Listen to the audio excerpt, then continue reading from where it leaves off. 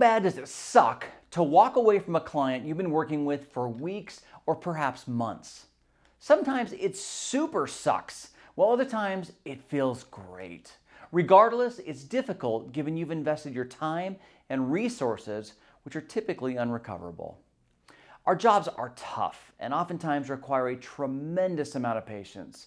Many of our clients are indecisive and just plain aren't clear on what they want, what they're looking for, or what they're willing to settle on. And that's okay. It's what we signed up for when we entered this industry.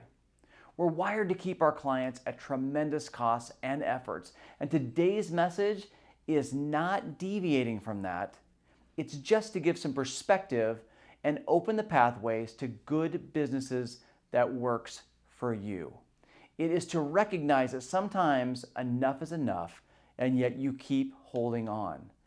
There are those times when you just simply need to walk away. How do you know when it's time? Here are 3 things to watch for. Number 1, you and your client are not on the same page.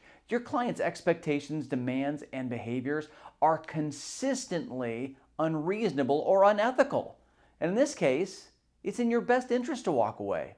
This could include situations where the client refuses to adhere to legal or ethical guidelines, continuously undermines your expertise, or displays abusive behavior. Not worth your time or energy or the business you're missing out on by working with this client. It's simply time to move on. So how do you do that? How do you walk away? Initiate a transparent conversation with your client. Express concerns about the misalignment of expectations or behaviors. Provide clear examples and reasons for why continuing the partnership may not be feasible. Offer to refer them to another agent who might better suit their needs and communication style. It's that simple. Number 2, you're putting out way more than you're going to be able to get in return. This can become unsustainable for you, leading you to potential losses or inadequate compensation for your efforts. This could be due to the unexpected costs, extensive time investments, or negotiations that significantly reduce your commissions. This can also be part of part number 1, which you're just simply not on the same page. How do you walk away from this? Start with an honest discussion with the client about the financial aspects of the transaction. Explain the challenges and the potential consequences of proceeding under the current terms. If possible, propose alternative solutions, such as adjusting the terms or seeking additional resources to cover costs. If no resolution can be reached, politely terminate the agreement while leaving the door open for future collaboration under more favorable conditions.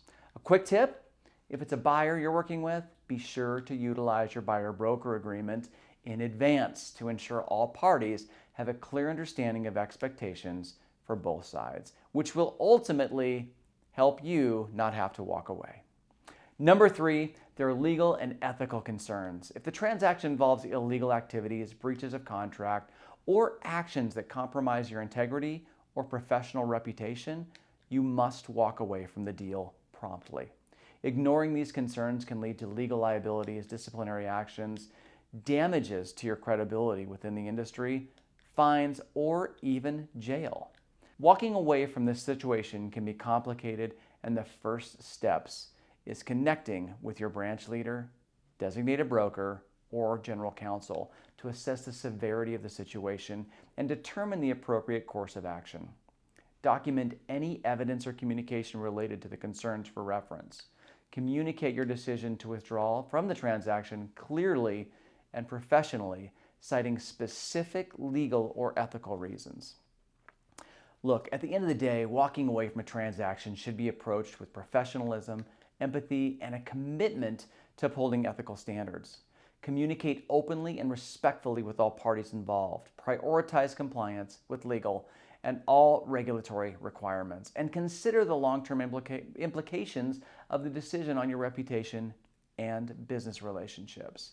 While we feel every client is our forever client, there are times when they just aren't, and it's okay. Here's to always doing the right thing and having the courage to simply walk away. We'll see you soon.